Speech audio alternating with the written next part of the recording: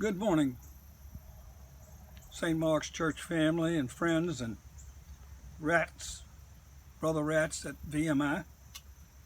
I was thinking a little bit both about Thanksgiving coming up and this parable that we find in Matthew 21, verse 33 through 41. Listen to another parable. There was a landowner who planted a vineyard and put a wall around it, and dug a wine press in it, and built a tower, and rented it out to the vine growers or tenants, and went on a journey. And when the harvest time approached, he sent his slaves to the vine grower to receive his produce. And the vine growers took his slaves and beat one and killed another and stoned a third. Again, he sent another group of slaves larger than the first, and they did the same thing to them. But afterward he sent his son to them, saying, "They will respect my son." But when the vine growers or tenants saw the son, they said among themselves, "This is the heir. Come, let us kill him and seize his inheritance." And they took him and cast him out of the vineyard and killed him. Therefore, when the owner of the vineyard comes, what will he do to those vine growers or tenants? They said to him, "He will bring those wretches to a wretched end, and will rent out the vineyard to other vine growers or tenants who will pay him the proceeds at the proper season." You know, as Americans, we think ownership or self-sufficiency and autonomy is the way life ought to be. We're proud of what we own or think we own. But this parable is kind of an allegory that tells us that God is the owner of everything.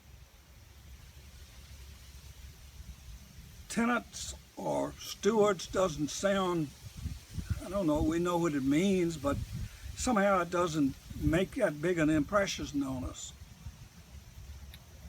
Barbara Brown Taylor helped me with that. She said maybe we ought to think of ourselves as sharecroppers. We don't own anything. God owns it all. Our land, our lives, He provides all that we have. We don't even own our bodies. When this earthly life is over, we don't take our bodies with us. We don't take what we've got deeds to. We don't take anything except our souls. Maybe that says something about what ought to be a priority in our lives.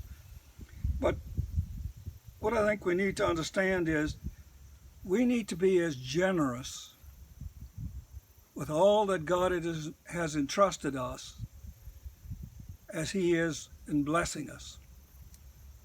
I ought to be using the things of my life to share and invest in other people's lives. Certainly, I invest so much in the next generation that's coming, depending on how I use my resources. And if all of those things are provided me by God, there's a lot I've got to be thankful for, isn't it? That I'm alive, that I have the measure of health that I have, whatever it is. My family, friends, all of that is a gift from God to be shared and to be thankful for, and to be a good sharecropper in how I provide produce from all of it. Think about it.